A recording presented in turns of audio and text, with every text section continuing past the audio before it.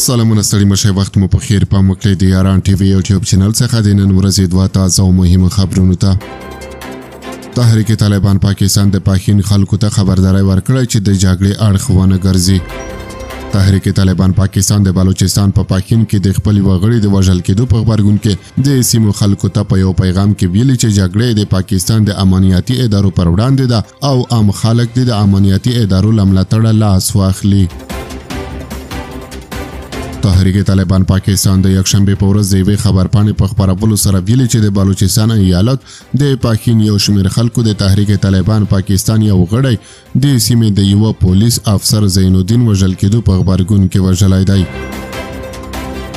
د تحریک طالبان پاکستان په خبرپاڼه کې د پاکستان خلکو ته ویل شوی دی چې د یاد ډلې جګړه یا بازي د پاکستان د امنیتي ادارو پر وړاندې ده او دوی د جګړې برخه نه ګرځي.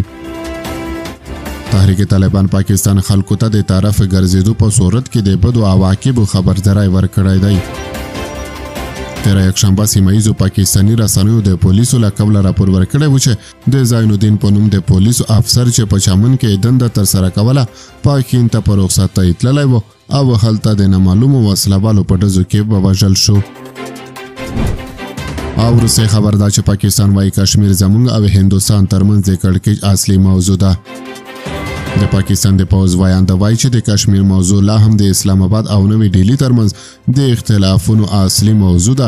د نوموړي په وینا که چیرې د کشمیر مسله حل نشي سیمې ته به دوامداره سوله رابنه ګرځي. جنرال احمد شریف چودري زیاته کړه د جګړو بیا کشمیر د اشغال په ټکي بدله کړې ده او باید حل شي. نوموړي په غیر مستقیم ډول هند ته وویل دا یوه نړیواله مسله ده د خبرو میز ته راشئ او یوه حل لاره پیدا کړئ چې د خلکو د غوښتنې پر بنسټ وي. د کشمیر پر سر اختلافونه یو له اوږدمهاله او پیچلي جغرافیایي سیاسي او تاریخي شخړو څخه دی چې تر ډیره د هندوستان او پاکستان ترمنځ د لانجې اصلي ټکی ګڼل کیږي. بلخوا بیا د هندوستان لومړی وزیر نریندرا مودي ویلي دي چې د امریکا ولسمشر ټرمپ هغه غوښتنې نه مني چې د کشمیر پر سر به ورسره خبرې وکړي. نریندرا مودي ویلي دي چې کشمیر یې خپل دی خو پاکستان سره هغه مهال خبرو ته کینی چې ترهګر ورته وسپاري او نور یې د نړیوالو په ضمانت کې لا روزلو څخه لاس واخلي.